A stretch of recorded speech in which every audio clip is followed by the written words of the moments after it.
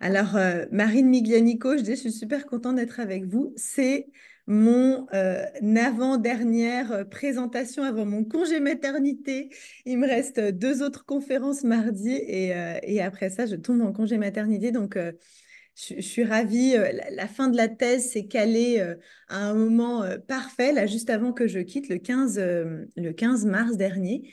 Et puis, c'est un peu particulier pour moi d'être avec vous aujourd'hui parce qu'il y a quatre personnes qui ont eu un impact majeur dans cette thèse. Jean et Jean-Christophe qui ont été en fait presque initiateurs, je dirais, du doctorat. J'ai mis un petit mot en début de thèse pour vous. Je vous enverrai le doctorat là au complet. Et puis Jacinthe et José qui m'ont beaucoup aidé en fait dans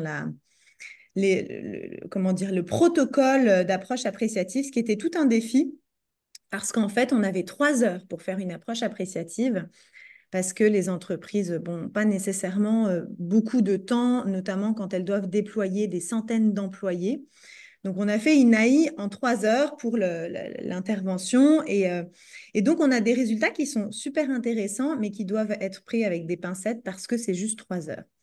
Et donc, on pourrait refaire des études idéalement avec des AI de 1 jour, 2 jours, 3 jours, ce serait vraiment super. Donc, je suis psychologue clinicienne à la base, diplômée, ça fait un peu plus de 10 ans maintenant.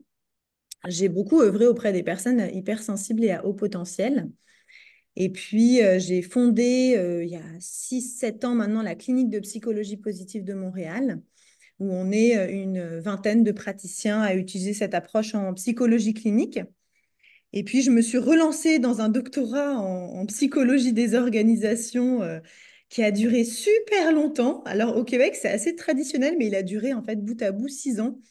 En France, c'est une durée vraiment très longue. Mais j'étais à temps partiel et puis en fait, j'étais inscrite dans deux universités, donc l'université de Lorraine en France. Vous entendez mon accent, je suis canadienne quand même, mais j'ai jamais perdu mon accent français et l'université du Québec à Trois-Rivières. Donc voilà, c'est tout un pan qui se termine. Je vais vous présenter la recherche doctorale.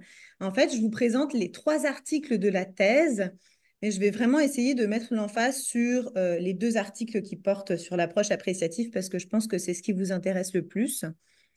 Si vous avez des questions, on a déterminé avec Jacinthe et José qu'on les poserait plutôt à la fin de la présentation pour pouvoir passer au travers. Donc, je vais essayer de partager ma présentation. Je pense qu'il faut que je mette en grand écran. Alors,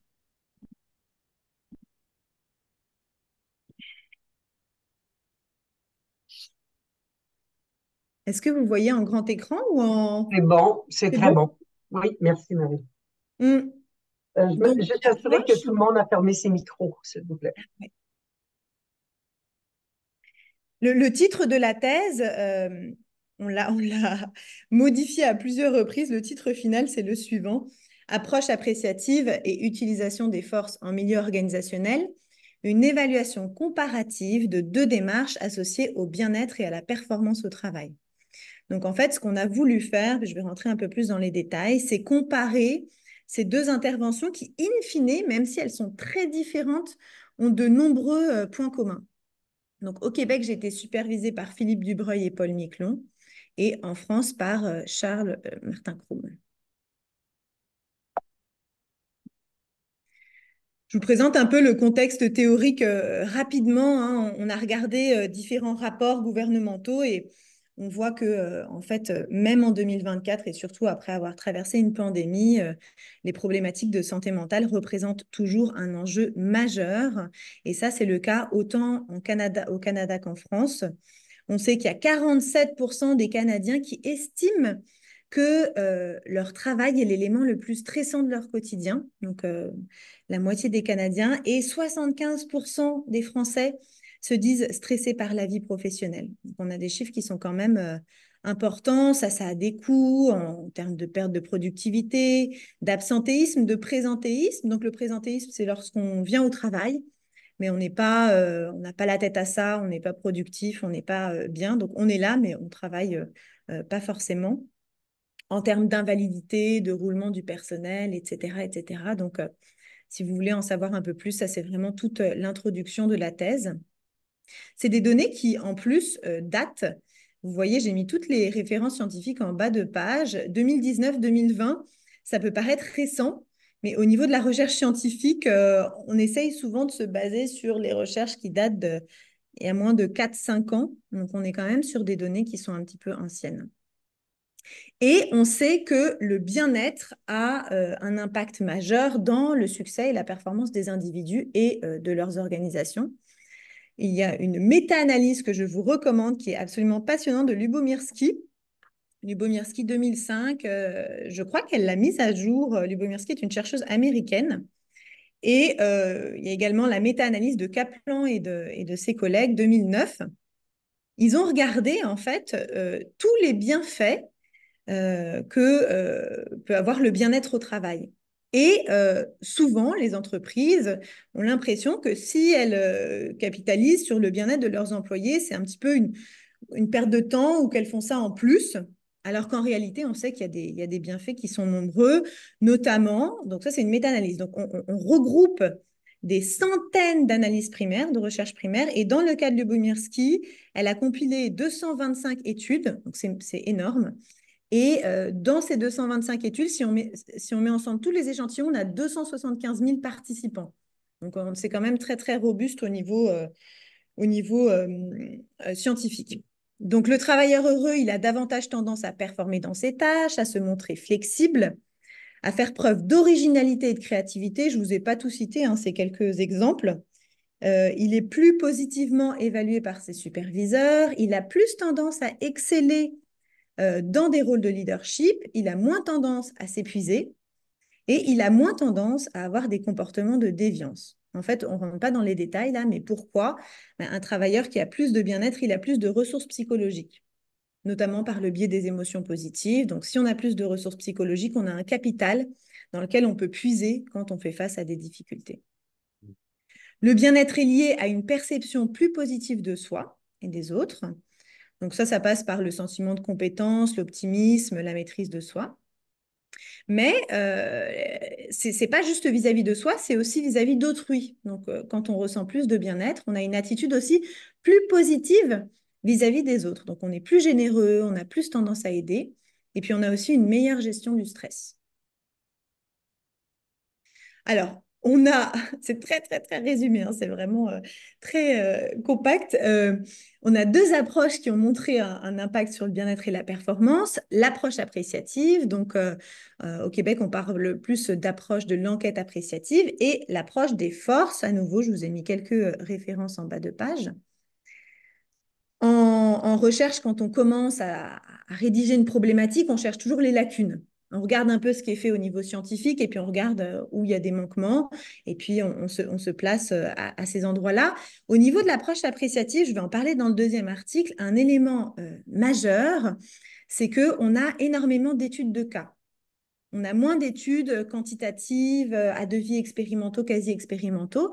Et pour l'approche des forces, il y a beaucoup, beaucoup, beaucoup d'études, mais au niveau statistique, elles sont surtout corrélationnelles.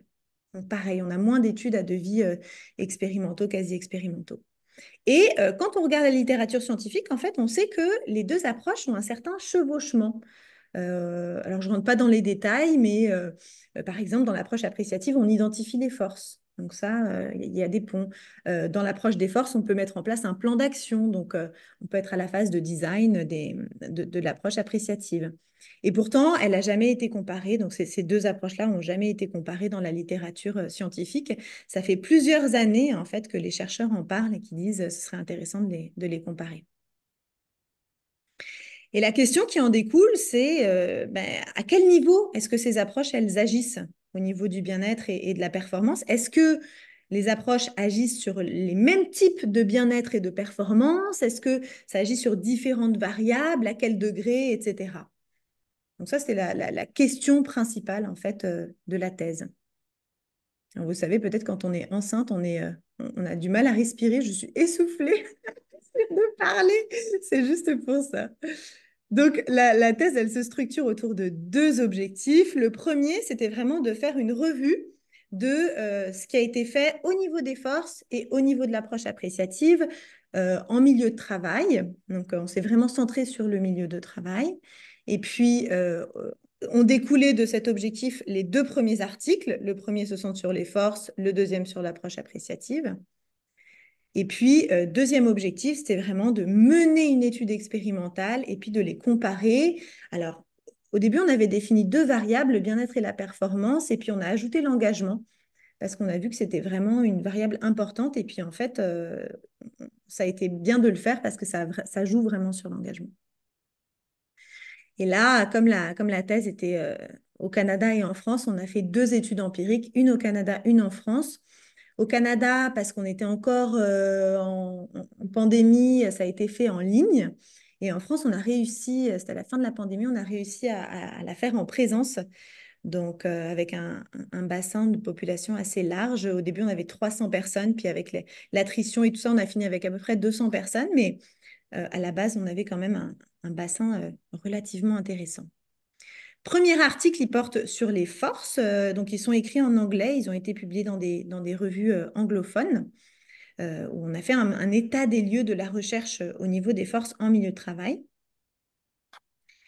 Alors, contexte théorique très, très, très rapidement. On sait, malgré toute la littérature scientifique qu'on a aujourd'hui en psychologie positive, malgré ça, la plupart des organisations continuent à cultiver une culture du déficit. Et je sais que vous travaillez tous et toutes fort à faire changer cette culture-là. Et pourtant, on sait que la meilleure opportunité qu'on a sur le plan humain et organisationnel au niveau du développement, c'est d'investir dans les forces. Et ça, maintenant, c'est assis au niveau scientifique.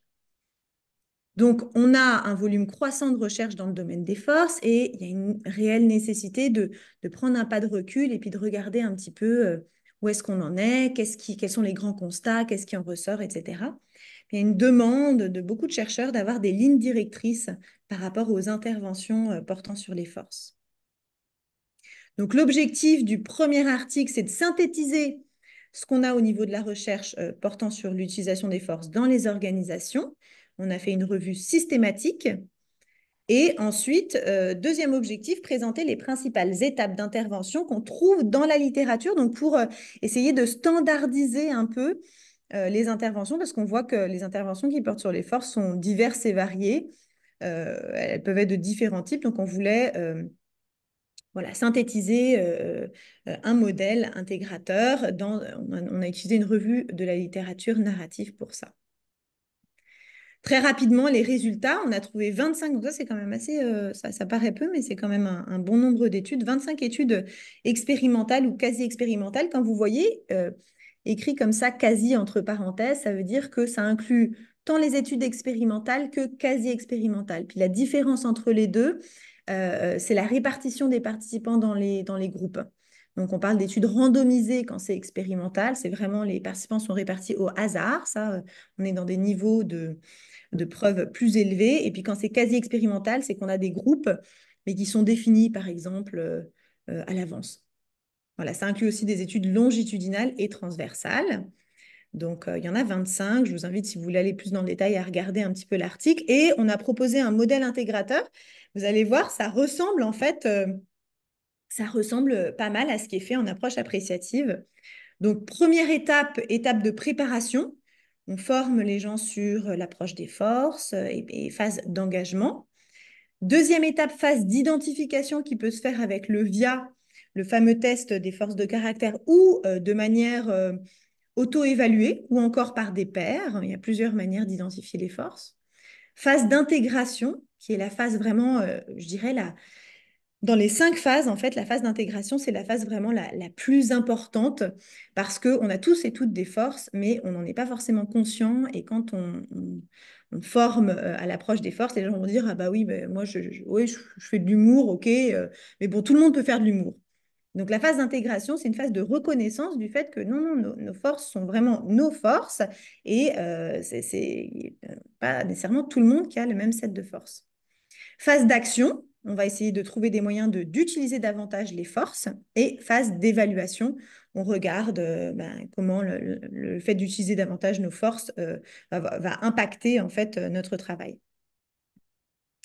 Donc, en gros, là, c'est très, très, très succinct, hein. L'utilisation des forces est associée au bien-être, donc aux émotions positives. On parle de moins en moins d'émotions positives, de plus en plus d'émotions agréables, parce que toutes les émotions sont positives. La colère est une émotion positive, etc. Euh, donc, elle joue aussi sur la satisfaction au travail, le sens au travail et le bien-être psychologique, sur l'engagement et sur la performance, autant donc ça, c'est super important, autant dans la tâche, performance dans la tâche et performance contextuelle. Donc, quand on fait des recrutements, souvent, on se centre sur la performance dans la tâche. Donc, à quel point la personne est capable d'être bonne, efficiente dans ses tâches. Mais aujourd'hui, on sait que le plus grand prédicat de réussite d'une organisation est davantage lié à la performance contextuelle. Et la performance contextuelle, c'est tout ce qu'il y a autour de la tâche. Donc, le fait de s'entraider, de se former en parallèle, de parler en bien de son organisation, etc. Donc, tout ça, c'est ce qui impacte le plus le succès d'une organisation. Et on voit que l'approche appréciative, par exemple, va jouer sur la performance contextuelle. Donc, l'apport de cet article, c'est que c'est la première revue systématique, donc c'est la première recherche qui fait un peu un état des lieux de ce qui a été fait jusqu'à aujourd'hui. Le modèle d'intervention, c'est une synthèse originale de ce qui a été fait. C'est la présentation pour ma soutenance, donc on mettait en valeur ces recherches-là, et ce modèle-là est applicable au niveau individuel, groupal et organisationnel. La recherche a été publiée pense que... Non, un petit bug. Ah, j'ai les limites avant. Les limites, bon voilà, on a seulement 25 études. Elles sont surtout faites en Europe. Elles sont surtout réalisées en Europe et en Amérique du Nord. Donc, on a quand même un biais culturel à ce niveau-là. Puis les mesures, ce qu'on retrouve beaucoup dans les recherches, sont souvent auto-rapportées. Donc, c'est les gens remplissent des questionnaires et naturellement, bah, il y a tout un tas de biais quand on s'auto-évalue. Donc, voilà. Et puis, des pistes de recherche futures, développer les devis longitudinaux, donc dans le temps, et expérimentaux. Et puis, avoir le plus possible de mesures objectives de la performance au travail. Donc, évaluation du superviseur, données de performance, etc. Et voilà, donc il a été publié, ça fait un petit bout de temps maintenant, 2019, dans The Journal of Happiness Studies, qui est une bonne revue dans le domaine.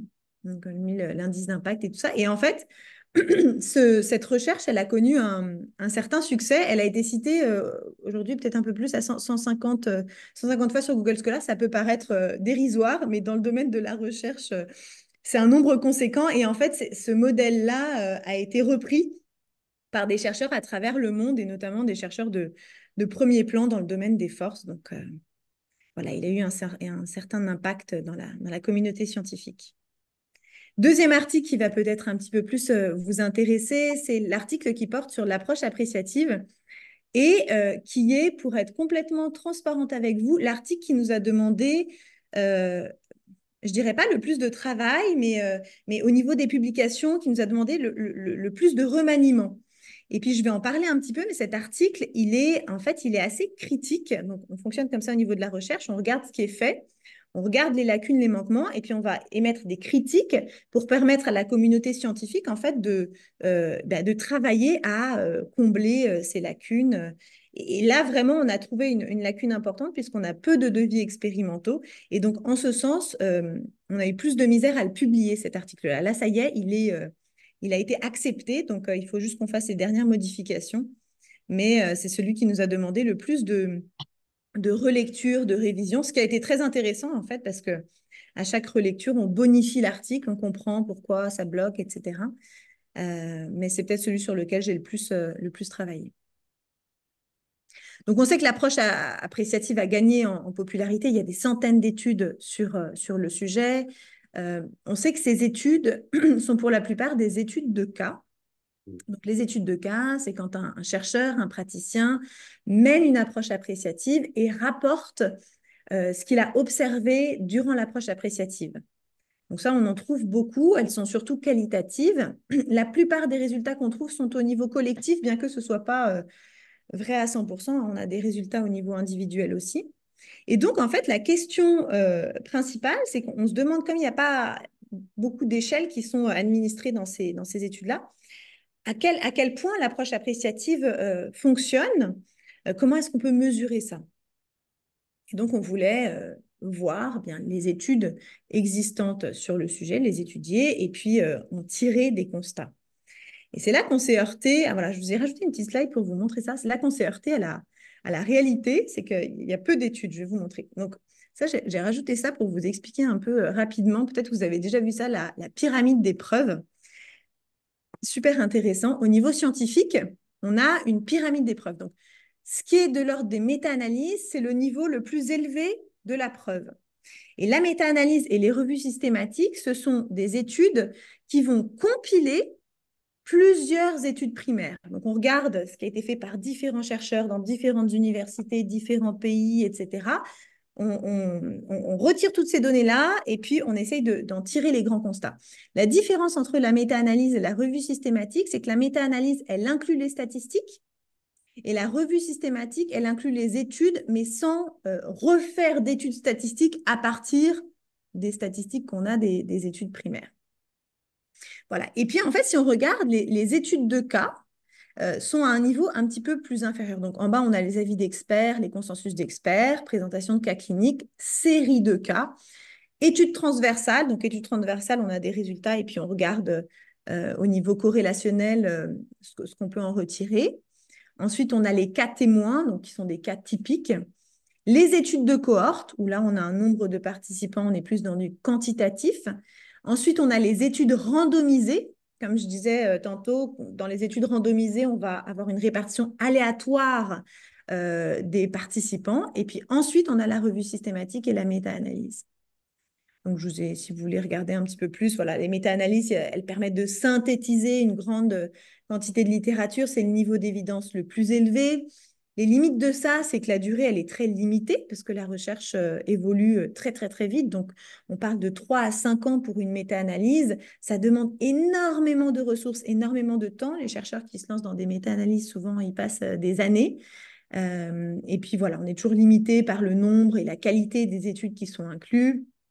Critique fréquente qui est faite pour les méta-analyses, on va combiner des pommes et des oranges. On n'a pas exactement les mêmes études, donc on essaye de faire des statistiques à partir de choses qui ne sont pas forcément exactement similaires. Et puis, autre critique qui est quand même très, très intéressante, puis qui est une critique qui nous a été faite pour le deuxième article, c'est qu'en fait, on ne tient pas compte des recherches qualitatives. Or, les recherches qualitatives sont des recherches. Donc, ce n'est pas parce qu'on n'a pas de données quantitatives qu'on n'a pas de résultats. Par exemple, en approche appréciative, on a beaucoup de données qualitatives, on a beaucoup de monde qui nous dit que l'approche appréciative fonctionne. On ne peut pas mettre ça de côté en disant on ne l'a pas mesuré, donc ça fonctionne, on ne sait pas si ça fonctionne. Non, c'est quand même des résultats. Et donc, c'est une critique qui est faite au niveau des méta-analyses. Donc, voilà, notre fameuse revue systématique. Donc, comment on a fait? On a défini, je pense que je vous les ai mis là, oui, des mots-clés. Donc, Appreciative Inquiry, Well-being, Engagement, Performance, Organization, Job and Workplace, qu'on a rentré dans des bases de données d'articles scientifiques. Et ensuite, on a effectué un tri à partir de deux ensembles de critères d'inclusion. Donc, nos critères primaires, il fallait que ce soit publié dans des revues à comité de lecture.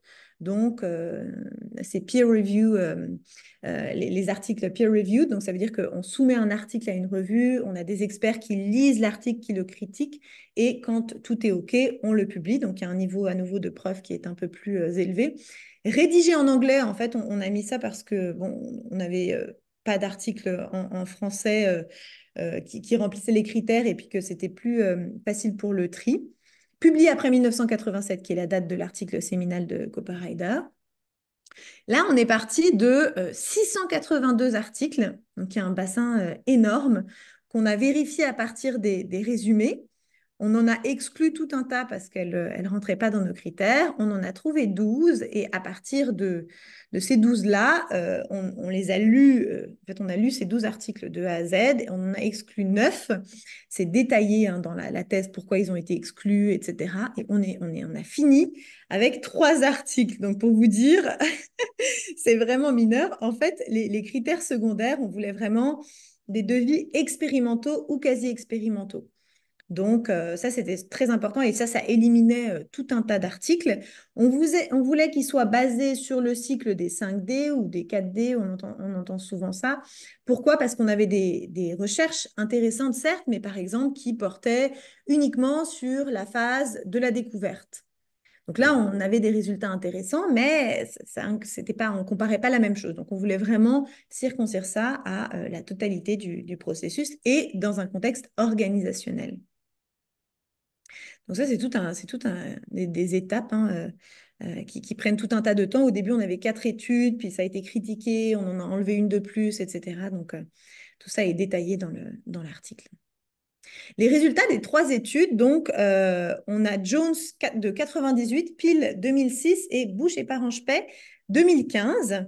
Donc, qui comparent l'approche appréciative à la résolution de problèmes, l'approche traditionnelle de résolution de problèmes. Pour Jones, on a quand même un bassin conséquent, 330 personnes. Il voulait tester l'impact de l'approche appréciative sur le roulement des employés.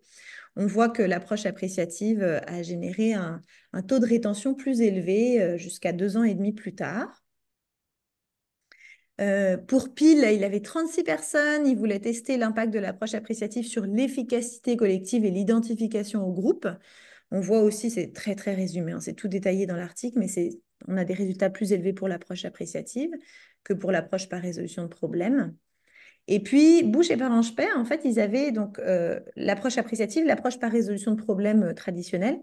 Et ils ont ajouté un troisième groupe, qui est le groupe de la synergénésis, où là, ils amplifient certains processus au sein de l'approche appréciative. Et ils ont vu que le nombre d'idées générées dans les 3 groupes était à peu près similaire. Par contre, dans le groupe où l'approche appréciative est amplifiée, les idées sont notées plus intéressantes et plus pratiques que dans les 2 autres groupes.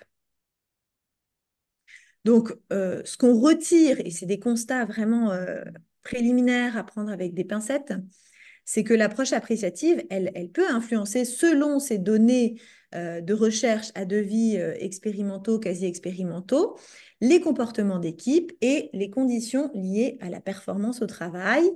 À nouveau, bon, ça, on a dû le noter parce que c'est ce qui est ressorti pour le groupe spécifique de l'approche appréciative dans l'étude de Bush et Parenchpay, selon cette unique étude qui regroupe 76 personnes, donc c'est très, très mineur. Ce qu'on voit, c'est qu'il n'y a pas d'effet spécifique sur la générativité. Et là, à nouveau, voilà, je mets vraiment des pincettes parce que c'est pas ce qu'on voit dans les données qualitatives, c'est une recherche, on peut critiquer la méthodologie, etc., etc. Donc, c'est la première revue systématique qui étudie les devis expérimentaux. Elle nous permet de valider, de compléter, de nuancer les données qu'on a déjà sur l'approche appréciative au niveau qualitatif. Et puis surtout, en fait, le point le plus important, et c'est pour ça que cet article il est intéressant, c'est que ça met en évidence la pauvreté actuelle de recherche quantitative. On a vraiment besoin par rapport à l'approche des forces, par exemple, on est vraiment pas sur les mêmes corpus de recherche, on a besoin de plus de recherche quantitative pour appuyer tout ça et puis on pourra avoir des résultats vraiment intéressants. Limite principale, on a juste 3 études, hein, c'est vraiment, vraiment dérisoire. Il y a une grande variation d'une intervention à l'autre, même si les 5D sont utilisés c'est pas toujours de la même manière, c'est pas toujours les mêmes processus, etc. On a des études qui sont majoritairement occidentales. Et puis, on s'est posé aussi la question de cette dichotomie approche appréciative et approche non appréciative. Par exemple, on peut se poser la question, bien, dans une approche par résolution de problème, est-ce qu'on est capable d'enlever complètement l'appréciation, si on peut le dire comme ça? Ça, ce serait quelque chose à mesurer, en fait, parce que ça vient diminuer nos résultats pour l'approche appréciative si on trouve aussi de l'appréciation dans l'approche par résolution de problème, par exemple. Recherche future, donc plus de recherches quantitatives, des recherches à devis expérimentaux, puis des recherches longitudinales dans le temps. Ça, c'est vraiment des choses dont on aurait besoin au niveau scientifique. L'article a été accepté le jour de la soutenance, donc ça a été la deuxième bonne nouvelle du jour. Ça y est, il va être publié bientôt dans la revue canadienne des sciences de l'administration. Voilà, mais il est déjà dans la thèse, donc vous pourrez le lire si vous voulez avoir un peu plus d'informations. Et donc, le troisième article qui vise à comparer l'approche appréciative et l'approche des forces.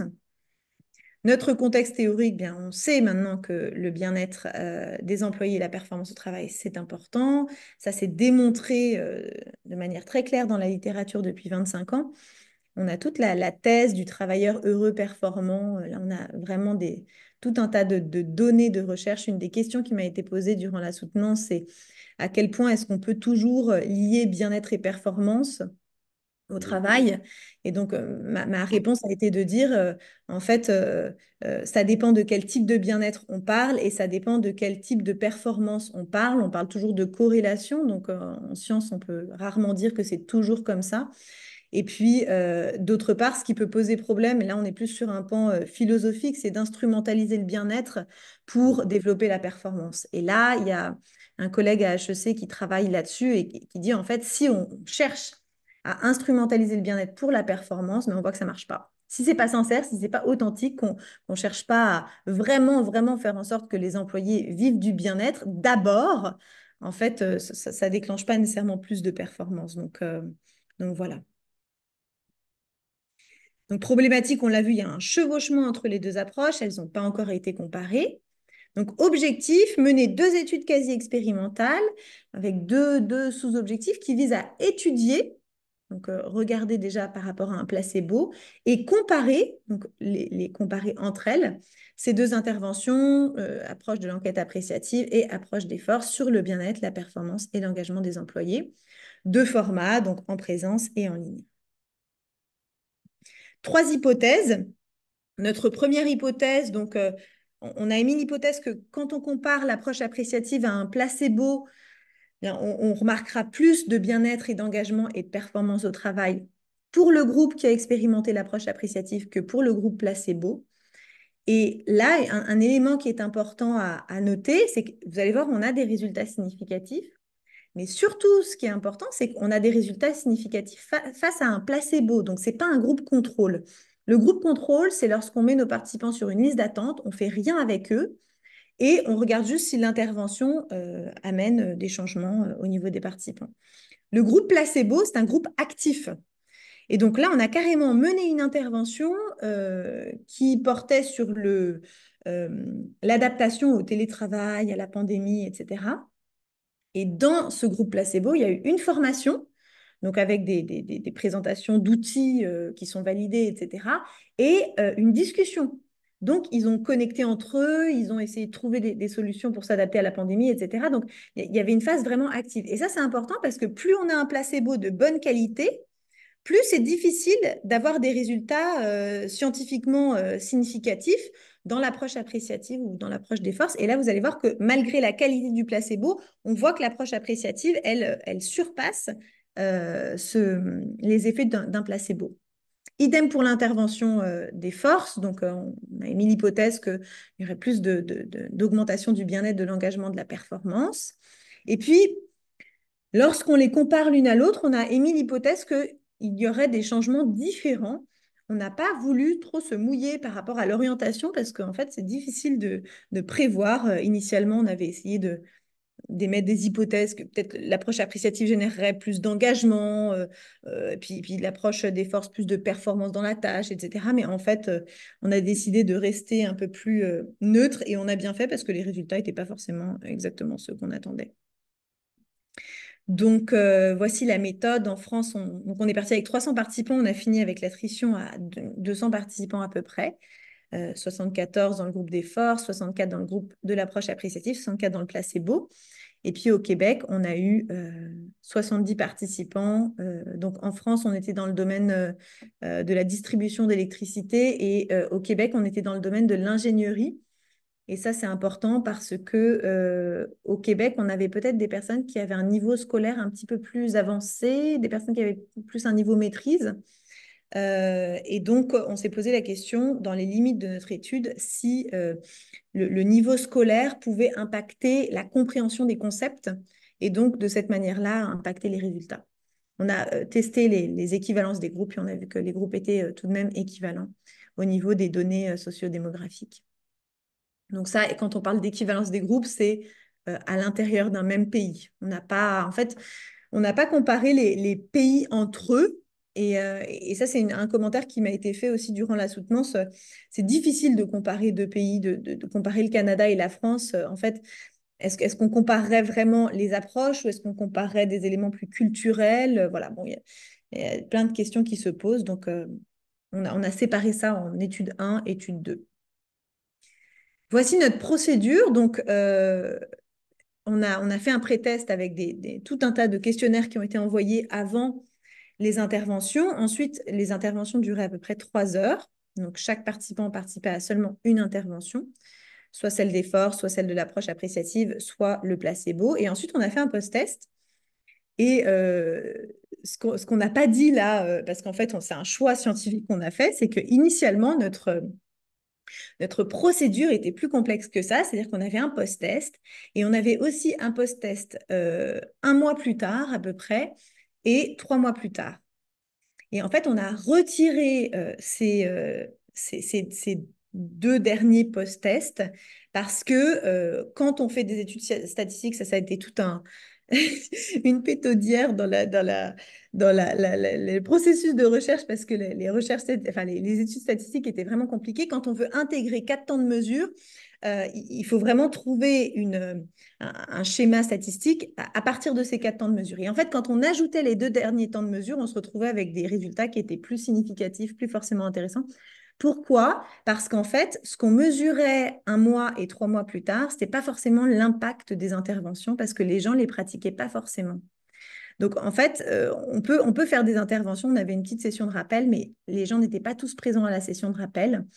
Et donc, en fait, on faisait des mesures, mais qui ne reflétaient pas nécessairement ce que les gens avaient appris durant les interventions. Donc, on a fait le choix pour que les résultats soient plus clairs, mais on a les résultats sur plus 3 mois et tout ça, de se centrer sur le pré-test et le post-test. Simplement, le post-test, ça a été fait, par exemple, entre 4 jours et 10 jours après l'intervention. Et donc, dans les recherches futures, il est proposé de refaire cette étude avec des post-tests un peu plus tardifs et puis avec des sessions de rappel. En fait, si on veut mesurer l'impact des interventions, il faut que les interventions elles soient mises en pratique, sinon on ne sait pas forcément ce qu'on mesure.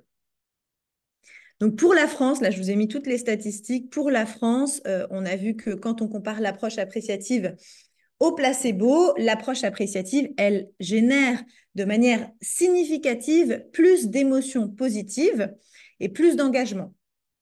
J'ai mis un petit peu tous les chiffres. Au niveau de l'approche des forces génère plus d'émotions positives en post-test qu'en pré-test. Et alors, pour la comparaison des 2 interventions entre elles, on n'a pas trouvé d'interaction significative. Par contre, au Québec, on en a trouvé. Donc là, on a eu plusieurs hypothèses vis-à-vis des différences. Voilà, donc vous voyez, l'approche appréciative, c'est le trait plein. L'approche des forces, ce sont les tirets. Et puis, le placebo, c'est les petits pointillés. Donc, on voit là vraiment les augmentations significatives pour les émotions positives et pour l'approche appréciative pour ce qui est de l'engagement. Au Canada, on a vu qu'il y avait une interaction significative pour l'engagement. Donc, l'approche appréciative génère plus d'engagement qu'un placebo de bonne qualité. Pour les forces génèrent plus de diminution des émotions négatives et une augmentation de l'engagement au travail. Et là, ça a été super intéressant. Quand on compare l'approche appréciative et l'approche des forces, eh bien, on voit que l'approche appréciative a eu un impact plus important sur le bien-être subjectif au travail et sur la performance dans la tâche. Donc, vous voyez, si on avait émis une hypothèse, on aurait émis l'hypothèse que l'approche appréciative jouerait plus sur la performance contextuelle. À nouveau, c'est à prendre avec des pincettes, c'est une étude, une approche appréciative qui a duré juste 3 heures. Donc voilà, tout ça, ce sont des résultats très, très préliminaires. Je pense que c'est important de le dire parce que ce n'est pas un constat général de comment fonctionne l'approche appréciative, c'est vraiment juste un petit segment.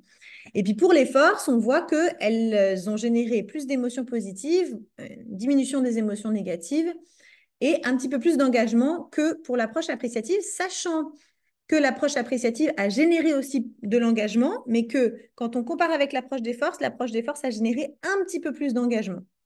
Et là, une des hypothèses qu'on a eues, c'est que L'approche appréciative demande un petit peu plus de temps pour se l'approprier. Et comme on n'avait que 3 heures, ben voilà, une hypothèse. Voilà les résultats au Canada. Donc, vous voyez, là, on voit vraiment la diminution des émotions négatives, l'augmentation des émotions positives, l'augmentation là, du bien-être psychologique pour l'approche appréciative. Euh, Là, on a une augmentation. Ça paraît pas significatif, hein, mais selon, parce que vous voyez, les échelles changent. Hein, c'est pas toujours les mêmes échelles, elles sont plus ou moins grossies. Donc, on a l'impression que la différence n'est pas énorme, mais on fait des calculs statistiques pour s'assurer que ce soit bien significatif. Donc, augmentation significative de l'engagement pour les forces et l'approche appréciative, et puis augmentation de la performance dans la tâche en post-test pour l'approche appréciative. Donc, dans la discussion, on fait un petit retour sur nos 3 hypothèses. Première hypothèse, elle est partiellement confirmée, puisqu'on voit que l'approche appréciative génère plus d'émotions positives et plus d'engagement qu'une approche placebo. Pour la deuxième hypothèse, pour l'approche des forces, on a aussi partiellement confirmé notre hypothèse, puisque l'approche des forces génère plus d'émotions positives, moins d'émotions négatives et plus d'engagement. Et lorsque comparées entre elles, il n'y a pas de différence observée pour la France, mais pour le Canada, on voit qu'il y a une nette augmentation du bien-être psychologique au travail et de la performance dans la tâche quand comparé à l'approche des forces. Donc, ce serait en fait les forces de l'approche appréciative par rapport à l'approche des forces. Et pour les forces, il y aurait plus d'augmentation d'émotions positives, un petit peu plus de diminution d'émotions négatives. Et les deux agissent sur l'engagement, mais cet effet serait un petit peu plus important en fait, un petit peu plus significativement plus important dans le groupe des forces. Explications possibles, les hypothèses, la taille du groupe. La taille du groupe, c'est une hypothèse importante parce qu'en fait, en France, donc comme on avait 300 participants, on était dans un amphithéâtre. On avait 100 personnes par groupe et moi, je me promenais dans les groupes, mais j'étais la seule intervenante. Et en fait, j'ai moins pu répondre aux questions, être présente, accompagner. Alors qu'au Québec, on avait des tout petits groupes et donc j'étais vraiment là, j'ai pu beaucoup échanger avec eux, les accompagner. C'était plus facile pour eux d'intégrer ce qui était présenté. C'est une des hypothèses. Et puis les différences culturelles, bon, ça c'est une autre hypothèse. Limite, bien, la taille de l'échantillon, c'est quasiment toujours une limite, sauf quand on a des bassins énormes. La durée de l'intervention, ça c'est vraiment une limite importante. 3 heures pour faire une approche appréciative. Qu'est-ce qu'on mesure en 3 heures? On a besoin de plus de temps, c'est sûr. Et puis, les mesures sont auto-rapportées. Donc, à nouveau, ça, on fait souvent comme ça en recherche, mais ce n'est pas idéal. Ce qu'on aimerait pour les recherches futures, bien, répliquer ces études, mais avec des échantillons plus larges. Puis peut-être dans différents types d'entreprises. Voilà, ça, ce serait vraiment intéressant. Puis d'avoir des protocoles d'intervention plus longs et à nouveau multiples sources de données pour objectiver un petit peu nos mesures. En fait, j'en ai pas parlé parce qu'il y a tellement d'éléments, mais il y a aussi la qualité des outils psychométriques qu'on choisit. Donc, on a choisi des outils psychométriques qui sont robustes au niveau scientifique, mais ça peut toujours être critiqué. Qu'est-ce qu'on mesure? Pourquoi on choisit telle échelle par rapport à telle autre, etc. Donc, apport théorique, hein, ces deux interventions ont toutes deux plus d'effets qu'un placebo, puis je rajoute un placebo de bonne qualité. Elles permettent d'augmenter le bien-être sur différentes variables, donc bien-être psychologique, bien-être au niveau des émotions positives, émotions négatives. Donc, pour les émotions positives et négatives, on est plus dans le bien-être hédonique. Et pour le bien-être psychologique, on est plus dans le bien-être eudémonique. Donc, le démonisme, c'est la quête de sens, d'accomplissement, et l'hédonisme, c'est le plaisir, la satisfaction, etc. Et donc aussi l'engagement des employés. C'est la première comparaison qui a été faite dans le corpus de recherche sur le sujet. Donc, c'est une proposition inédite. Et puis, on met en lumière les effets similaires des deux approches. Elles génèrent toutes deux de l'engagement. Et puis, les effets différenciés. Donc, au niveau du bien-être, on voit qu'elles agissent sur différents éléments. Apport pratique, bien, ça enrichit la capacité des praticiens à choisir des interventions qui sont fondées sur des données probantes Et puis surtout, ce qui me tient à cœur, ça encourage les dirigeants à mettre en œuvre les initiatives de psychologie positive sur le lieu de travail. Je ne sais pas comment ça se passe en France parce que j'ai peu travaillé en France, mais au Canada, en tout cas, quand on arrive avec des résultats de recherche et que les gens nous demandent, mais la psychopositive, c'est bien beau tout ça, mais est-ce que ça marche? Et qu'on peut présenter des données probantes, eh bien, c'est sûr que c'est beaucoup plus convaincant et ça permet plus facilement d'agir à ce niveau-là. L'article a été accepté dans The Journal of Positive Psychology, qui est aussi une bonne revue dans le domaine. L'indice d'impact, en fait, c'est le nombre, c'est que c'est un calcul qui permet d'évaluer le nombre de citations que va avoir l'article publié dans cette revue.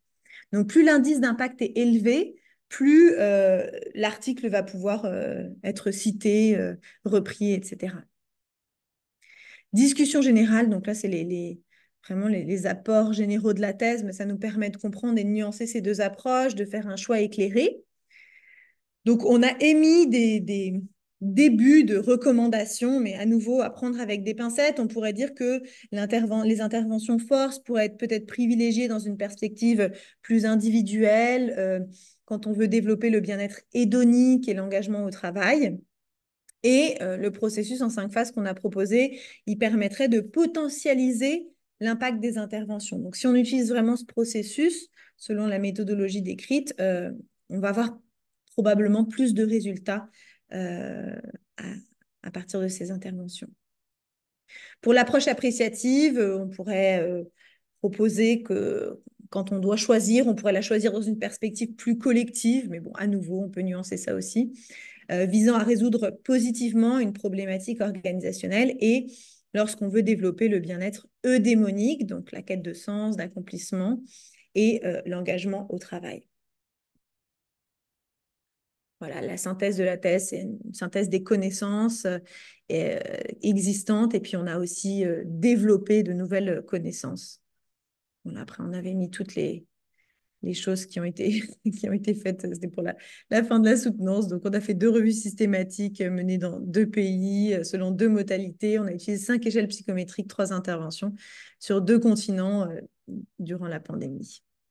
Et ce que je n'ai pas dit, c'est que la revue systématique, elle est située au 96e rang percentile d'influence. Donc, au niveau scientifique, c'est un bon score.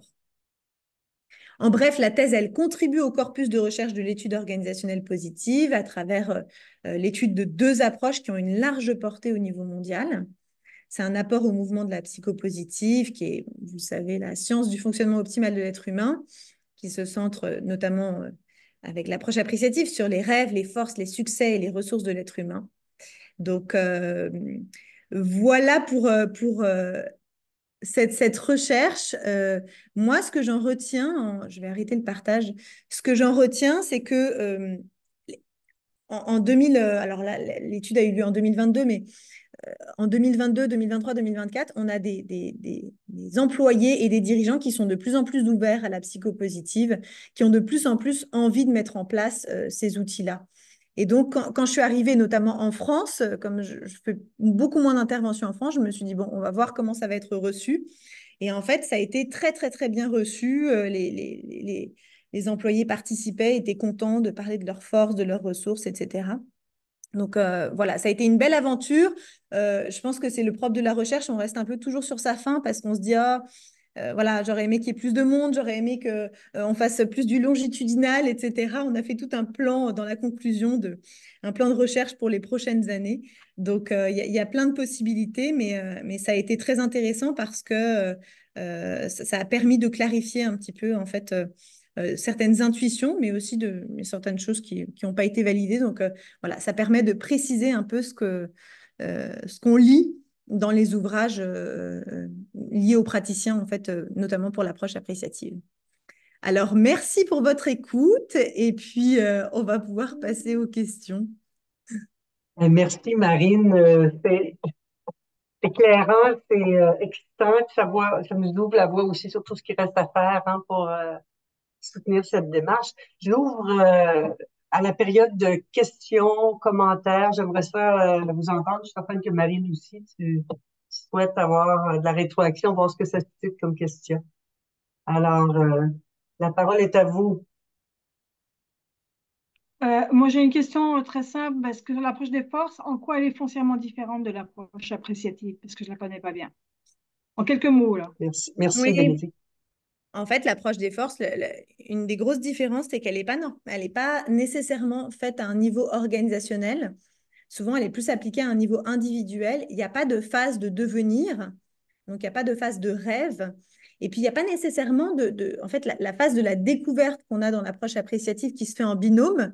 L'approche des forces, elle peut se faire avec un questionnaire auquel on répond, quelles sont tes forces, comment tu peux les reconnaître au travail, comment tu peux les développer, etc. Tandis que l'approche appréciative, c'est vraiment une approche collaborative où on vient échanger d'abord en groupe de deux, puis en sous-groupe. C'est une approche itérative aussi, donc on peut passer au travers du cycle des 5D à plusieurs reprises. Donc il y a quand même pas mal de différences. Là où elles se ressemblent beaucoup, c'est au niveau de la philosophie, en fait, se baser sur les ressources de l'être humain pour développer son potentiel. Et voilà. Et en fait, l'approche des forces peut être plus facilement segmentée. Donc, c'est pour ça que, on trouve aussi beaucoup, beaucoup plus de recherches sur l'approche des forces que sur l'approche appréciative. En fait, un des enjeux majeurs qu'on a rencontré aussi, je ne l'ai pas nommé, c'est que les approches appréciatives, puis l'approche appréciative a été faite sur ce modèle-là, elles sont très différentes d'une approche à l'autre parce que c'est une Mhm. approche qui est super malléable. Donc, certains vont la mettre en place sur plusieurs semaines, d'autres vont faire un sommet pendant 2 jours, et puis ensuite peut-être faire une session de rappel quelques temps plus tard. Donc, si on veut comparer ces approches-là, ben, on peut en extraire certaines directions, mais on est quand même dans des choses différentes. Oui, oui, c'est très différent finalement en termes de protocole. Ah oui. Ouais. Ok. Merci. Il y Merci avait une beaucoup. question. Merci Bénédicte pour ta question. Il y avait une question dans le chat sur l'indice d'impact. Tu parlais de l'indice d'impact, je pense, pour ton troisième article. On demandait est-ce que c'est une échelle de 5 ou une échelle de 10 ou... Non, c'est pas. Alors, c'est pas. Ça fonctionne pas comme ça. J'ai plus le calcul en tête exactement, mais c'est un calcul à partir du nombre de citations des articles publiés par mois ou par année. Et puis bon, j'ai plus le calcul exact, mais grosso modo, plus le facteur d'impact est élevé, mieux c'est. Je sais pas la revue qui aurait le facteur, par exemple Science ou Nature, qui sont les deux revues scientifiques les plus citées. Je sais pas quel serait l'indice d'impact. Il faudrait regarder. Mais à partir de 1, à peu près à partir de 1, 1,5, on est dans un bon indice d'impact. Donc, voilà. Merci. Marc, je crois que tu as ouvert ton micro. Oui, ben, je voulais juste mentionner que l'approche des forces, moi, je l'avais déjà utilisée d'abord individuellement dans un groupe de travail, mais ensuite collectivement, en accent beaucoup sur la complémentarité du groupe. Malheureusement, j'ai pas travaillé assez longtemps par la suite avec le groupe pour voir les effets de ça, mais ça semblait assez prometteur aussi là, de le travailler en équipe comme ça. Il y a de plus en plus de recherches qui sont faites sur l'utilisation des interventions force de manière dialectique, donc avec des sous-groupes. Et en fait, là, on se rapproche de l'approche appréciative. Si on utilise l'approche des forces et qu'on la met en place au sein d'un groupe, bon, après, il suffit de rajouter la phase du devenir. Et puis, donc, c'est là où on voit que ce serait intéressant d'étudier vraiment les forces des deux approches et puis de les potentialiser. Et par exemple, dans les propositions de recherche future, on s'est dit que ce serait super intéressant d'intégrer l'approche des forces. Donc, quand on parle d'approche des forces, on parle surtout de celle de Peterson et Seligman. Il y en a d'autres, hein, celle de Linley et du Gallup Institute.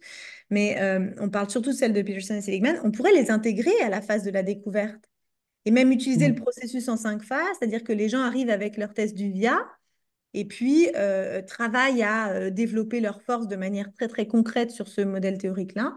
Et puis là, on pourrait peut-être potentialiser le tout. Donc, il y a plein de choses à faire, il y a plein de choses à construire. Et puis, on a quand même, avec une étude qui est la première étude comparative, des résultats super intéressants parce qu'on voit que ça marche et on voit que ça marche mieux qu'un placebo de bonne qualité. Donc, c'est vraiment, c'est pas rien, hein.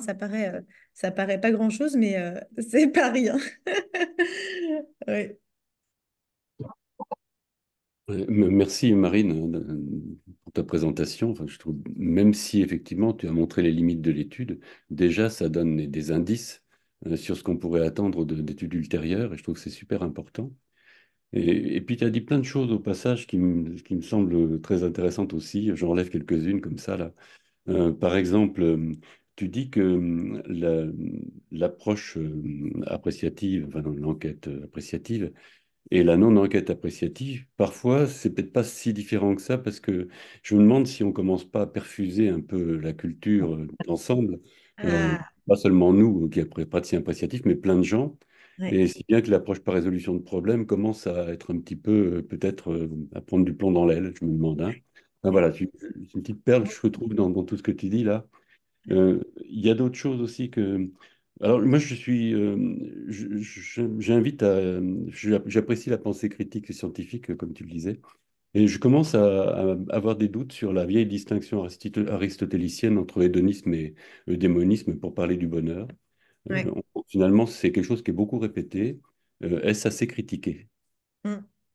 Euh, Par exemple, un moment de contemplation dans la nature, c'est quoi? C'est de l'hédonisme ou de le démonisme? Mm. Donc voilà, je pose ces questions parce que euh, dans la psychologie positive, je suis pas sûr que parfois on valorise assez l'esprit scientifique critique.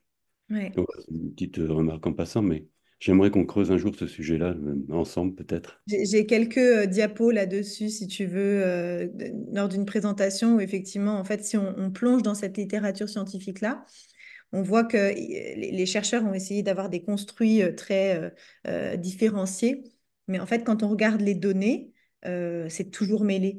Et en fait, c'est pour ça qu'on essaye de valider les deux, parce qu'en fait, il y a tellement d'interactions que ça fait presque pas de sens si on étudie juste les émotions positives, de ne pas étudier le démonisme, etc. Donc, oui, et quand on regarde la littérature scientifique, c'est effectivement, c'est jamais aussi scindé que ça. Et oui, et ça vient bien parler de notre façon de penser en termes d'être, d'entité et de distinction qui justement, comment dire, sont précisément aristotéliciennes, alors qu'on est peut-être passé dans un autre monde, en particulier avec nos approches appréciatives. Voilà. On séquence encore beaucoup les choses alors qu'en fait, elles sont interreliées, oui. Peut-être un débat, enfin peut-être un prochain débat dans notre communauté, hein. Mhm. Voilà. Pourquoi Ben, pas? alors, aussi, un jour, Ron Fry me disait, quand je parlais de la mesure, justement, en disant, ben, on n'a pas de mesure quantitative pour l'AI, il me dit, ben, de toute façon, les autres approches non plus. Et alors, je ne sais pas si c'est complètement vrai, parce que ça pouvait aussi nous arranger de penser ça, mais bon, finalement, on va demander à l'approche appréciative des mesures quantitatives, et aussi l'époque est à la mesure quand même, hein. Et est-ce que vraiment les autres donnent des résultats ou montrent des résultats quantitatifs? En fait, c'est vrai que dans le développement organisationnel, il y a beaucoup d'études qualitatives. Ça, c'est clair. Mais en fait, oui, il y a quand même des études quantitatives pour certaines interventions. L'objectif de l'étude quantitative, c'est de venir le plus possible contrôler les biais humains.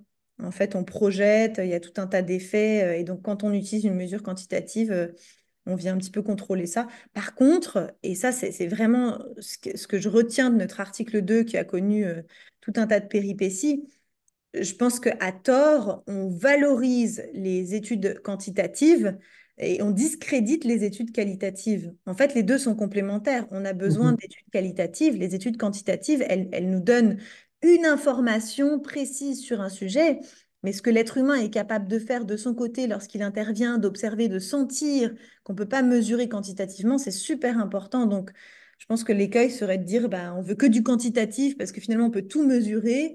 Bah non, c'est pas vrai, il faut des deux. Donc, C'est un scientisme de notre époque qui serait à regarder de plus près, là, oui. Enfin ouais. bon, merci de ces réponses, j'arrête parce que j'ai laissé la parole à d'autres quand même. Merci, Jean. Jean-Christophe, Moi, ton micro est ouvert, alors je me dis que.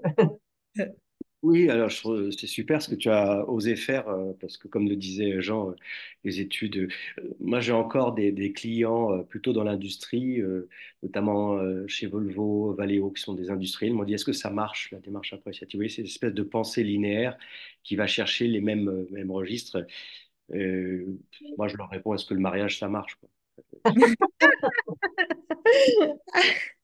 On sait, ça marche, ça marche pas. Mais je dis souvent, c'est pas que ça marche ou ça marche pas, mais ça fonctionne.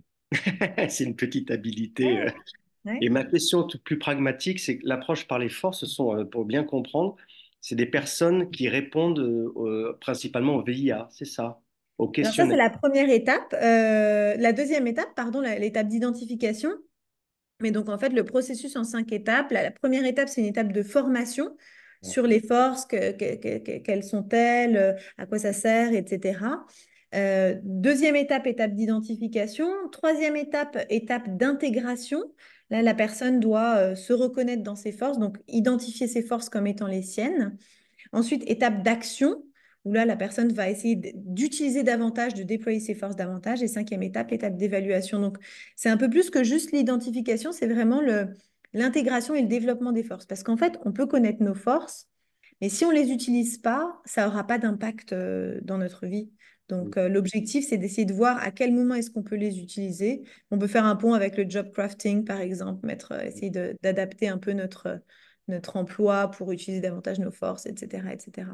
Ce que je Donc, voulais comprendre, c'est est-ce que les gens partagent entre eux leurs résultats? Est-ce qu'il y a des moments collectifs ou c'est vraiment individuel en fait dans cette souvent, approche? souvent c'est individuel. Dans les 25 études qu'on a trouvées, le plus souvent, c'est individuel. Parfois, il y a des groupes d'échange. Mais ce qu'on voit, c'est quand il y a des groupes d'échange, où là, effectivement, c'est la question de Marc tout à l'heure, on se Mm. rapproche peut-être un peu plus de l'approche appréciative. Il y a plus de résultats. Quand les gens échangent entre eux vis-à-vis de leurs forces, les résultats sont meilleurs. Donc, c'est là qu'on voit un lien avec l'approche appréciative. L'approche appréciative, elle a plein de forces que l'approche des forces n'a pas. Simplement, elle est moins étudiée parce que comme elle inclut plein, plein, plein, plein de choses, mais je pense que les chercheurs, ils ne savent pas forcément quoi étudier. Est-ce qu'on Mm. étudie le processus de A à Z, puis qu'est-ce qu'on mesure? Est-ce qu'on mesure la collaboration, l'échange? Est-ce qu'on mesure les émotions positives? Est-ce qu'on mesure l'impact d'une visualisation à la phase du devenir? Il y a tellement, tellement de choses. Il faudrait quasiment dire séquencer, évaluer chaque. Mais en même temps, si on séquence, on perd la cohérence du tout. Donc, c'est des questions. C'est pour ça que ça n'a pas été étudié avant. C'est des questions qui sont hyper complexes, en fait, sur le plan scientifique. Mm. Est-ce qu'il y a une porte d'entrée narrative dans l'approche des forces où les gens racontent une expérience, un moment qui leur est cher? Ce qui pour moi, Oui, oui. ben, qui racontent en groupe, non, pas forcément, mais qui pensent à des moments où ils ont vécu un succès et ils ont utilisé leur force, oui, ça peut, mais c'est pas défini comme tel. Ça dépend de l'intervention qui a été menée par le chercheur. Il y a Jacques Forêt à l'UQAM qui travaille beaucoup sur les forces. Il a Mm. mené plusieurs études, notamment avec Philippe Dubreuil, sur les interventions forces. Et dans certaines études, je pourrais vous les envoyer, ils ont détaillé un peu les protocoles utilisés. Mais c'est pas obligatoire dans l'approche des forces. C'est pas systématique. D'accord. Merci. On a peut-être le temps pour Jean-Christophe. Est-ce qu'il y avait autre chose? Non, non, non, c'est super, hein. Ça Sinon, on va? passerait une heure de plus. Et puis, Ouais, on pourrait le faire facilement. Peut-être encore deux questions maximum ou deux commentaires aux questions. Est-ce qu'il y a...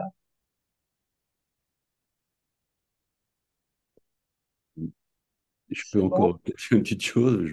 Je trouve que ça se potentialise, la démarche appréciative et les forces, en coaching individuel en particulier, c'est absolument frappant. Mm. Euh, Si on utilise, on adapte le questionnement appréciatif pour chercher les forces d'une personne. Moi, en général, je demande que les gens racontent 3 histoires de vie à n'importe lesquelles, de n'importe quelle période de leur vie. Et puis, on extrait à partir de ça des forces et on compare aux résultats du VIA. Et donc, du coup, ça permet une Mm. intégration plus importante. Mhm. Et j'ai observé que c'était extrêmement puissant dans les coachings. Je partagerai ça, si vous voulez, un jour, dans la communauté. Ça me fera plaisir de le Ah oui, partager. c'est ça, génial. Bon, voilà, peut-être ça. Alors, évidemment, le coaching individuel, c'est difficile d'en faire un objet de recherche, puisque, à moins d'avoir des glaces sans teint et de, et de faire ça sur plusieurs séances. Mais je trouve que ça se potentialise complètement. J'ai juste une petite interrogation sur le VIA et sur sa valeur scientifique, parce que, en fait, j'observe, moi, en travaillant depuis des années avec ce questionnaire et avec des gens. que ça colle pas exactement avec l'enquête appréciative sur les forces. C'est-à-dire que ça se recoupe largement. Euh, je dirais que ça se recoupe à 70%, mais souvent dans le VIA, par exemple, ce qui apparaît en force 6, 7 ou 8, alors qu'ils Mm. disent que c'est les 5 premières qui sont vraiment les plus majeures, est très puissant. Et Mm. donc, je descends jusqu'à 7 ou 8 forces pour trouver, pour dialoguer avec les gens, parce que souvent, ça ne correspond pas exactement. Et voilà. Donc, du coup, je me suis posé des questions sur la robustesse de ce questionnaire. En fait, il est sur le plan scientifique, il est très robuste. Il a été validé à de nombreuses reprises dans tout un tas de pays et tout ça. Donc, les valeurs psychométriques sont bonnes. Par contre, ce qu'il faut savoir, c'est qu'en fait, pour effectuer leur classement là, de 1 à 24, ils quantifient la présence de la force. Mais tu pourrais avoir ta première force qui est présente à 70%, la deuxième à 69%, la troisième à 68%, et puis la quatrième à 12%. Euh, Mhm. voilà, ça ne changerait pas le classement de quelqu'un qui aurait 70, 69, 68, 67. Et en plus, les forces, ça c'est les études de Roure en Suisse, ça a été démontré sur les dernières années. On pensait que c'était un peu comme les traits de personnalité, que ça variait pas tant à travers la vie, quoique ça, c'est critiqué de plus en plus. Mais on voit que les forces, elles peuvent changer. En fait, si on fait du travail sur soi, de la psychothérapie, du développement personnel, etc., mais plus on travaille nos forces, plus on se développe, plus les forces peuvent être changées. Donc, en fait, c'est pas si rigide que ça. Voilà. Donc, Merci de me rassurer sur la scientificité du questionnaire. ouais, et puis on va avoir probablement d'autres informations là. C'est comme l'introversion, l'extraversion. On dit que c'est très très robuste, mais en fait de plus en plus on sait que si on se développe, qu'on se transforme, l'être humain a une capacité de métamorphose tellement grande, De bouger. ça peut bouger, ça peut bouger. Ouais. Mm. Merci, Marine, merci pour cette présentation, puis merci d'avoir mis 6 ans de ta vie. à- Je pense que le défi que ça représente pour notre communauté de praticiens, c'est comment on peut essayer de faire des liens avec peut-être des gens qui sont dans des études, soit de maîtrise ou de niveau de doctorat, parce Mm. qu'on le sait, nous, surtout qu'il y avait la COVID qui augmentait ton coefficient de difficulté, mais comment ça a été difficile d'aller trouver des groupes pour aller faire, c'est pour faire auprès desquels tu peux faire ta recherche. Puis je pense que c'est là que nous, on peut essayer de collaborer aussi avec des gens qui veulent faire des études. Le niveau de difficulté aussi, c'est la rigueur que ça prend pour la démarche et la rapidité avec laquelle il faut agir dans les entreprises. Souvent, c'est là que la tension est difficile. Tu sais, il faut prendre son temps pour aller vite quand on fait une recherche doctorale. Puis Ouais. dans les entreprises, il faut aller vite. Ouais. Alors, souvent, le temps que ça prend pour mettre les choses en place, les entreprises ne veulent pas attendre. Mais je pense que si on peut arriver à être peut-être à l'affût comme praticien de projets tu sais, je pense à des projets que José et moi, on a fait, entre autres Hydro-Québec, qui ont duré 2 ans et qui a eu plusieurs cycles de 5D. Comment ça aurait pu être extraordinaire d'avoir cette étude longitudinale, mais souvent, bon, on est dans le peu de l'action. Je pense qu'il y Mm. a de la place pour avoir ces conversations. Alors, je ne sais pas s'il y a quelqu'un qui voulait avoir, avant qu'on passe, j'aimerais ça entendre Jean-Christophe, que tu puisses nous parler un peu de votre projet au niveau des questions, ce que vous avez fait avec l'IAF. S'il y avait autre chose à ajouter avant que ça va. Merci beaucoup, beaucoup, beaucoup, Marine, de nous avoir Super. fait cette place dans dans ton horaire bien Mais chargé. merci à vous surtout parce Merci que beaucoup.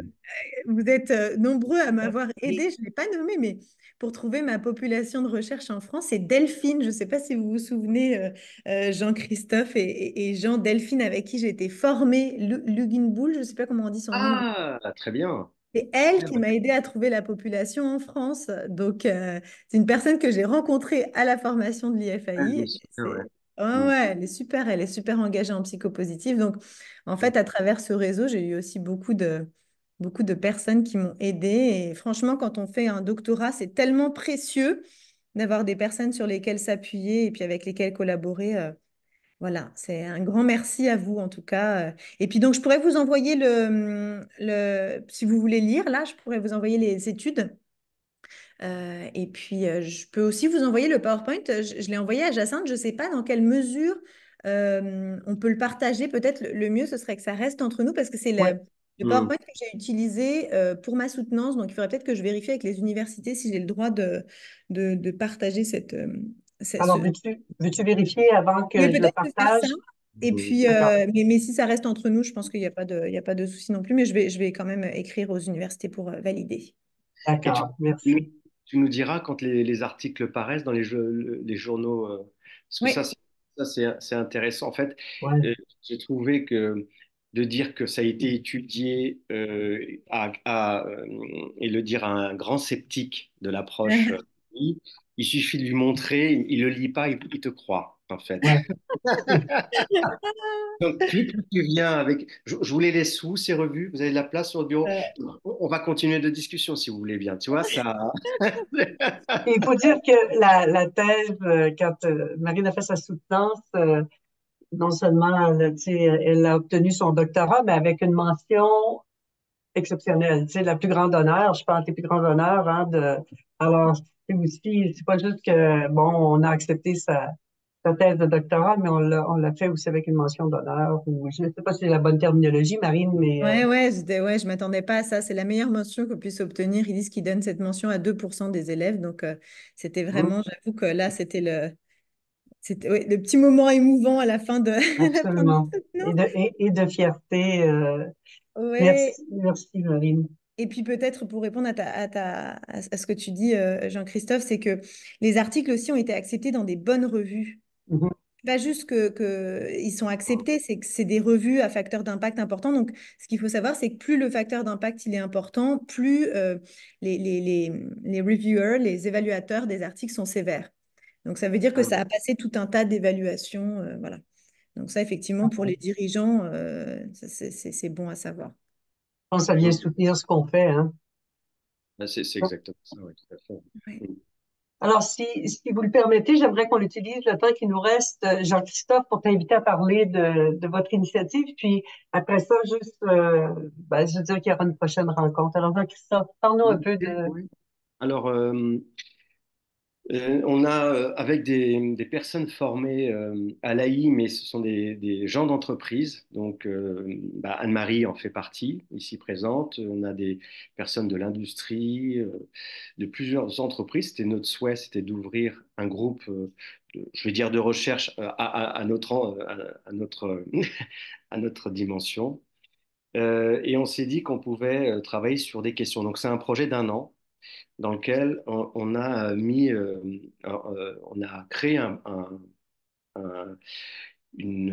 un produit, enfin je dis un produit, qui s'appelle Question Mark et on a mis en ligne et on a créé toutes les questions. Alors j'avais, tu sais, Jacinthe, tu m'avais gentiment fait passer ce que vous aviez fait. Alors je ne sais plus si c'était avec José ou pas, tu sais, avec Mhm. Epileptique. Et il y a aussi Diana Whitney qui m'a partagé son bouquin, mais je l'avais commandé. Ça nous a inspiré au sens où on s'est dit, tiens, il y a quelque chose qui est intéressant à faire. Et donc, on a créé, alors je ne sais pas si je peux partager ou pas, en Oui, fait. oui, oui, tu peux partager. Tu devrais être capable de le faire. Oui. Voilà, je ne sais pas si vous voyez. Donc, ça Mhm. s'appelle Question Mark. Donc, les gens vont dans la direction des questions qu'on leur pose. Une formule un peu raccourcie de l'équipe Run Fried et Copywriter. Et puis, on a, bon, je vais aller vite, hein, mais ici, jouer. Et donc, si vous voulez jouer, c'est par ici. Et en fait, on a mis en ligne des questions. Quand vous cliquez dessus, vous avez une question. Voilà, vous cliquez ici, il y en a une Génial. autre. Voilà. Et ça, c'est ce qu'on appelle, c'est un mode aléatoire et on peut même rebattre à gauche les cartes. Ah, c'est génial. On peut rebattre les cartes. Alors, je vais aller vite hein, parce que c'est donc voilà. Alors, ce qui s'est passé, c'est que on a, enfin, c'est pas moi, hein, c'est ce groupe de personnes ont créé sur la droite des thèmes. Donc, Mhm. sur les thèmes, par exemple, donner du sens, on clique sur donner du sens. et on a mis des questions qui relèvent de cette dimension-là. Et quand on clique dessus, ben, vous avez des questions qui apparaissent. Alors attendez, j'ai l'écran qui est devant, mais c'est vraiment... voilà. Pardon. Donc, comment faites-vous pour produire les actes qui font sens pour vous? Je continue.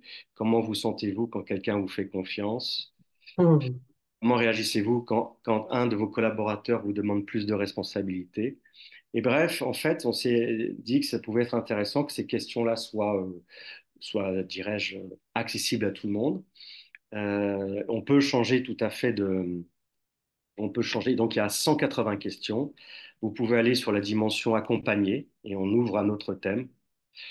Voilà. Et donc, alors, il y a des personnes qui l'ont fait en équipe. Moi, actuellement, je l'utilise, cet outil, dans les formations à l'AI, aussi pour inspirer à la création de questions. Comment faisaient nos anciens quand ils changeaient quelque chose et qu'ils n'étaient pas accompagnés? Vous voyez, c'est des... Aujourd'hui, on est accompagné au changement. Donc voilà, vous avez un tas de questions. En quoi cette situation de changement est-elle utile dans votre quotidien professionnel? Bref, c'est des questions qu'on a appelées marquantes. Et on a, donc voilà, alors là, je veux pas, il y a même des questions existentielles qui sont un peu plus personnelles que j'ai répertoriées, donc qui relèvent plus de l'individu, euh, voilà, qui peuvent permettre à se questionner. Hmm. Ouais, pardon. C'est génial. Voilà. Et puis, on a, pour continuer, vous pouvez ici imprimer le jeu, c'est-à-dire que vous avez toutes les cartes qui sont en format PDF et que vous pouvez imprimer. Voilà, si vous allez là, par exemple, et tout ça est gratuit, offert en tous les cas. Vous avez tous les contributeurs qui sont ici, donc il n'y a qu'une quinzaine de personnes. Et pour imprimer les cartes, on a des gens qui les impriment, vous voyez, qui les ont imprimées. Et ce qu'on peut faire aussi, c'est on peut demander à des gens de contribuer, donc c'est-à-dire de créer une question. Donc là, en fait, pour contribuer, c'est complètement ouvert. On a déjà des contributeurs. Les personnes peuvent, n'importe qui, peuvent poster leur nom, leur prénom et proposer une question qui marque. Et elle arrive, donc moi je reçois une alerte comme quoi quelqu'un a posé une question, et puis je la fais passer à ce petit jury qui disent, bon ben voilà comment on considère la question, si elle est marquante et puissante. Et si c'est le cas, et ça a été de nombreuses fois le cas, vous avez ici, je reviens, ben vous avez les nouveaux contributeurs qui sont ici et qui ont leur prénom. C'est-à-dire qu'en fin de compte, ils ont leur prénom. Pour ceux qui le veulent, hein, bien sûr, ils peuvent décocher la case. Et vous avez le petit bouffon, le petit fou du roi, là, qui indique que c'est une nouvelle question. Voilà, ça, c'est des nouveaux contributeurs. Donc, pour l'instant, il y en a 11, puisqu'on a sorti il n'y a pas longtemps. Et ça va, alors j'avais fait des exemples, et ça va s'alimenter petit à petit. Voilà. Wow. Donc, Merci. bien sûr, vous pouvez tout à fait, on peut tout à fait, et c'est ouvert, alimenter. Et ça a beaucoup de succès. En tous les cas, on a des retours de personnes qui l'utilisent, qui s'en inspirent, notamment en coaching individuel, etc. Voilà. Génial. Merci beaucoup, Jean-Christophe, pour ce partage. José, est-ce que je te laisse conclure, juste parler rapidement de prochaine étape ou parce que je suis consciente qu'il est déjà 10h30. Alors, merci, Jean-Christophe. Ben, Merci à vous. les prochaines étapes, on avait prévu faire une dernière rencontre avant l'été. On n'a pas de sujet pour l'instant. On va tenir la communauté au courant. Si vous avez des pistes, des idées, laissez-nous savoir. Euh, donc, Puis peut-être là-dessus, pour l'automne prochain, peut-être pas ce printemps, mais pour l'automne prochain, Jean-Christophe, ça pourrait être intéressant de faire une séance aussi sur cet outil que tu viens de nous présenter. Puis Jean aussi, ton offre de tantôt, je l'ai bien noté. Je pense aussi que ça pourrait faire l'objet d'un entretien fascinant puis très nourrissant pour tout le monde. Alors, Ah, bah, super. merci Vous allez utiliser l'outil, c'est génial. magnifique outil, Jean-Christophe. Merci. C'est vraiment. vraiment. Et on reconnaît la générosité de l'Institut, hein, depuis toujours. Merci. Merci encore, Marine. Et Merci à Merci, vous. Marine. on te souhaite un printemps avec un nouveau-né Un qui beau Et merci bébé en beaucoup. santé. Oui, merci à vous. J'étais tellement Merci, contente Marine. de revoir certains super. visages. Bénédicte, Diane-Hélène, que j'ai pas vu depuis une éternité. Ça m'a fait super plaisir. Et puis Jean-Christophe et Jean, bien sûr. Alors, merci tout le monde. J'étais ravie d'être parmi vous aujourd'hui. Et merci Jacinthe et José pour Oui. cette Et ouais, occasion. Oui, c'est super. ouais. Ça nous C'est fait super de plaisir. maintenir Et bravo. le lien transatlantique. Merci. Ouais. Mm. Au revoir. Merci. Merci à tous. Bon. Bonne journée tout le monde. Bon week-end. Salut Bye. Jean.